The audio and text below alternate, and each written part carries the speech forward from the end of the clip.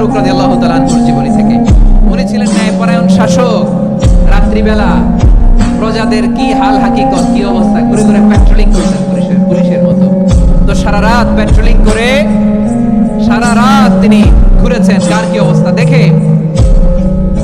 শেষ রাতে তিনি ফিরে আসতেছেন। তিনি থাকতেন, সেই বুখারীতে এসেছে, কানা ইয়াসকুনু ফি আওয়ালিল মদিনা, মদিনার উঁচু এলাকায় থাকতেন। তো ফিরে আসার সময় উনি একটা প্রাচীর বেষ্টিত ঘরের পাশে দুইজন নারীর কথোপকথন শুনতে পেলেন। কয়জন নারী? দেখি আপনাদের মনোযোগ আছে কিনা, বলেন কয়জন নারী? একজন বৃদ্ধা, একজন যুবতী। উনি কান লাগিয়ে শুনতে পাচ্ছেন। বৃদ্ধা মা, ওমর ফারুক কাউকে দেখতে পাচ্ছেন না, শুনতে পাচ্ছেন। বৃদ্ধা মা তার যুবতী মেয়েকে বলে, এই তাড়াতাড়ি উটের দুধ দহন করে উটের দুধের সাথে পানি মিশাও, তাইলে কালকে বাজারে মদিনায় বেশি দামে বিক্রি করা যাবে, লাভ হবে অনেক। বৃদ্ধা মহিলা এটা বললেন।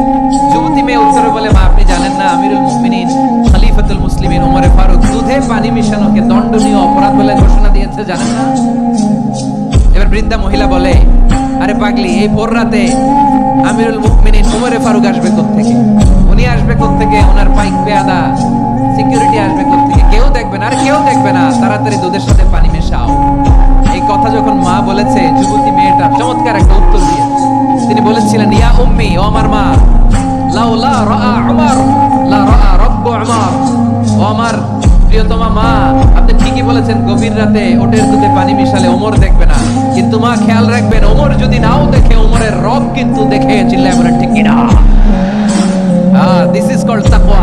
লাউলা রাআ উমরু লা রাআ রাব্বু উমর। ওমর দেখে না, কিন্তু ওমরের রব দেখে। চিল্লায় বলেন ঠিক কিনা?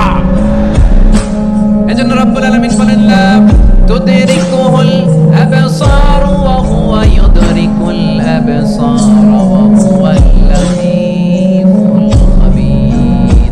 তিনি এমন সত্তা, দুনিয়ার কোন চোখ তাকে দেখে না, কিন্তু দুনিয়ার সবগুলো চোখকে, সব মানুষের অ্যাক্টিভিটিসকে আরশের উপর থেকে সব কিছু মুহূর্তে মুহূর্তে দেখতে পান কে? তাহলে তাকওয়া কারে বলে বুঝতে পারছেন?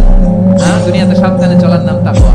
কেউ দেখে না, কিন্তু আল্লাহ দেখে। এই সেন্স, এই জবাবদিহিতার ভয়, দ্য সেন্স অফ অ্যাকাউন্টেবিলিটি, এই সেন্স নিজের মধ্যে গ্রো করার নাম হচ্ছে তাকওয়া।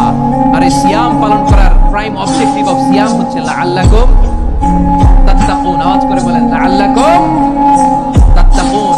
আমার প্রিয় ভাইরা, এই আসন্ন রমাদান এটা এমন এক বরকতের মাস, যে মাসে আমরা নিজেদের নাফসের উপর নিয়ন্ত্রণ প্রতিষ্ঠা করি। সারা বছর নাফস আমাদেরকে নিয়ন্ত্রণ করে, আর রমাদানে আমরা নাফসকে নিয়ন্ত্রণ করি। কথা বুঝতেছেন? সারা বছর নাফস আমাদেরকে নিয়ন্ত্রণ করে।